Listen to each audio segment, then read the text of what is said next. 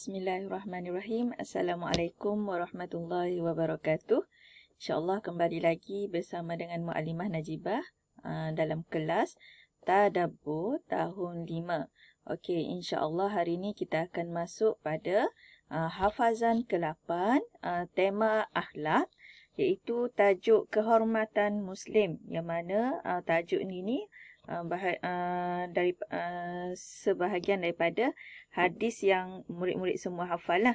Okey, untuk hari ini insya-Allah sebelum kita teruskan kelas, marilah sama-sama kita baca doa sebelum belajar. Bismillahirrahmanirrahim. Allahumma aftah alaina hikmataka wanshur alaina min khazaini rahmatika ya arhamar rahimin. Rabbi shrah li sadri wa yassir li amri wahlul 'uqdatam min lisani yafqahu qawli. Rabbi zidni ilman warzuqni fahman waj'alni minal mu'minin. Innahu min Sulaiman wa innahu bismillahirrahmanirrahim. Inni ra'aitu ahada 'asyara kawkaban wasyamsa wal qamar. Ra'aituhum li sajidin. Amin ya rabbal alamin. Okey, untuk hari ini jadi murid-murid semua boleh buka buku TQS, buka pada hafazan ke-8, tema akhlak, tajuk kehormatan Muslim, iaitu hadis. Okey, murid-murid boleh tengok pada hafazan ke-8 tu. Okey, yang pertama sekali Mu'allimah akan baca dululah petikan hadis dan juga maksud hadis. Tema akidah kehormatan Muslim. Qala Rasulullah sallallahu alaihi wasallam, umirtu an uqatilan nasa hatta yashhadu an la ilaha illallah wa anna Muhammadar Rasulullah wa yuqimus salata wa yu'tuz zakah fa'asamu minni dima'ahum wa amwalahum bihaqqil Islam wa hisabuhum 'ala Allah Ta'ala. Yang bermaksud, Rasulullah sallallahu alaihi wasallam telah bersabda, aku telah diperintahkan supaya memerangi manusia sehingga mereka naik saksi bahawa sesungguhnya tiada Tuhan melainkan Allah dan bahawa sesungguhnya Muhammad utusan Allah, sehingga mereka mendirikan sembahyang dan membayar zakat. Apabila mereka telah berbuat demikian, maka mereka telah memelihara darah mereka dan harta mereka daripada aku, melainkan dengan hak Islam dan hisab perhitungan amal mereka terserah kepada Allah Ta'ala. Okey, seterusnya kita tengok pada huraian ringkas. Okey, huraian ringkas ni yang menjelaskan maksud hadis tersebut secara ringkaslah. Okey, tajuk kita hari ini ialah kehormatan Islam. Okey, tajuk hadisnya berkenaan dengan kehormatan Islam.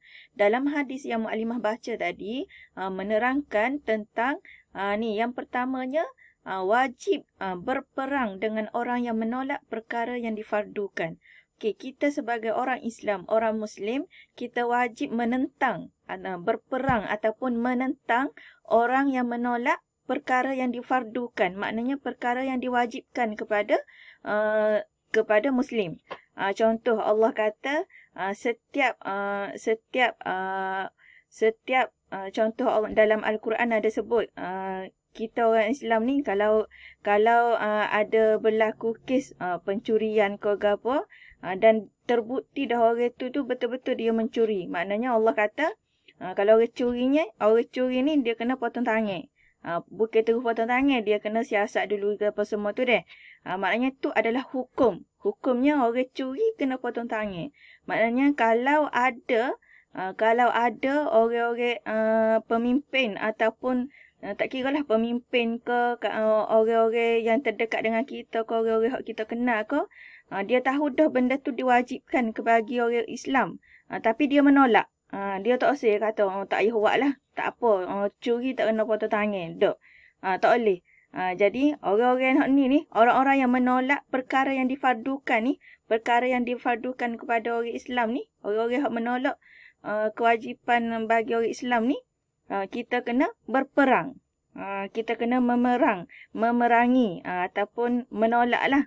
Kita kena menolak orang-orang yang orang-orang yang tak setuju dengan apa yang Allah turunkan. Lebih kurang gitulah maksudnya.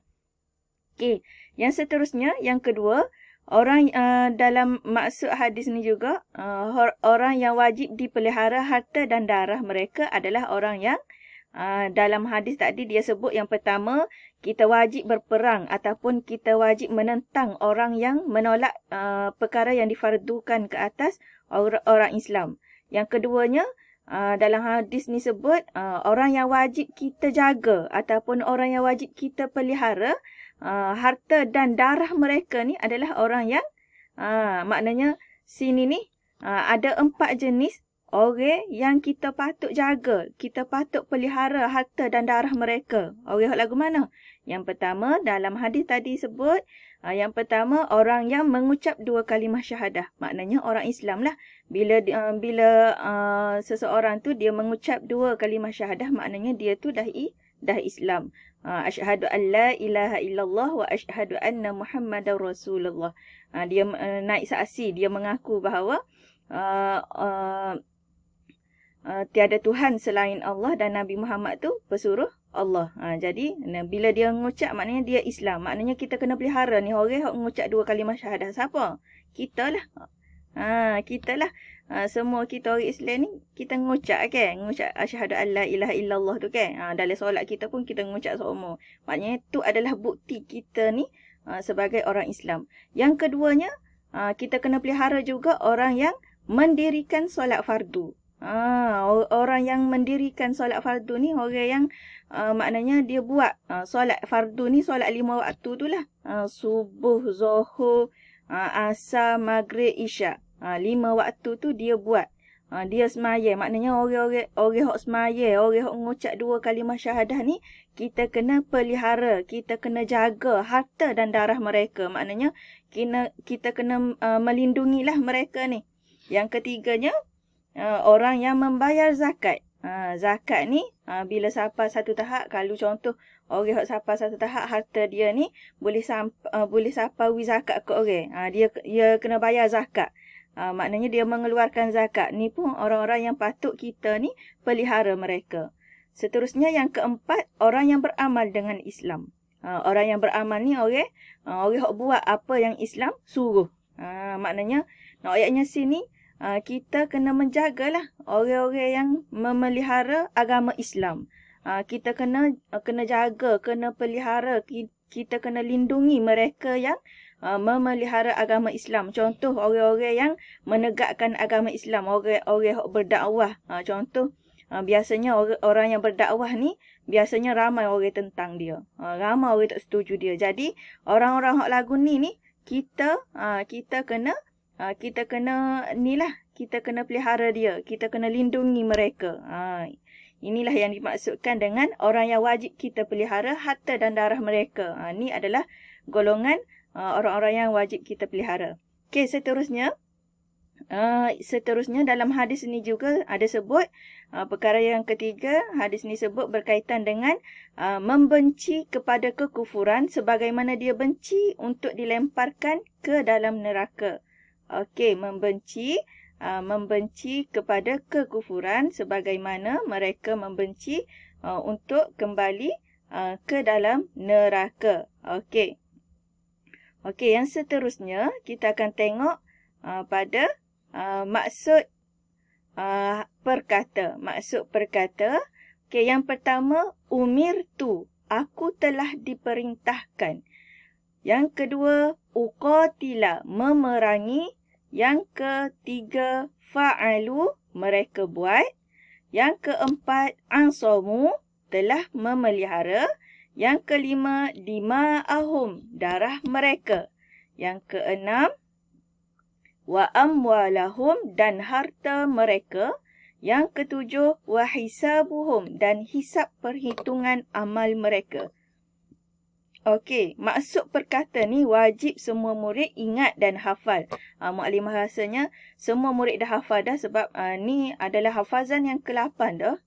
Mungkin murid-murid semua ni dah banyak dah hafazan yang dihafal. Ni kira hafazan yang terawal ni deh. Rasanya semua dah hafal. Okey, jadi untuk yang seterusnya, mukadimah nak semua untuk tugasan, mukadimah nak awak hantar rakaman suara hafalan 7 maksud perkata yang tadi. Mukadimah nak awak hafal dulu.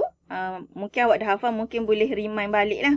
Dan selepas ingat balik semua, awak rakam suara dan hantar ke WhatsApp mukadimah dah. Jadi itu sahaja daripada mukadimah hari ini. Wallahu a'lam. Assalamualaikum warahmatullahi wabarakatuh.